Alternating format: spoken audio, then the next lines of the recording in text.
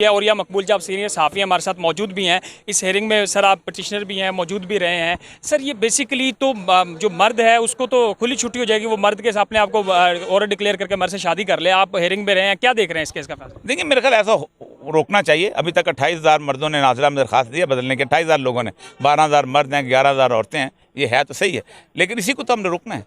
तो आज तो खैर खुल के सामने आ गए, फरतुल्लाह बाबर साहब खुद आ गए हैं, तो अब तो पता चल जाएगा क्या आगे होता है इंशाल्लाह।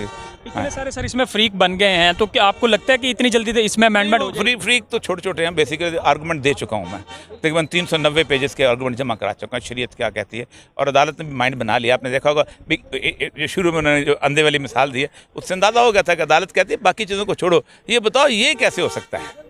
तो ये जो ट्रांसजेंडर एक्सपर्ट के लाने की बात कर रहे थे, जो ट्रांसजेंडर उसमें किसी बंद आप देखिए, मुझे मर्द किसने बताया था? डॉक्टर ने बताया था ना।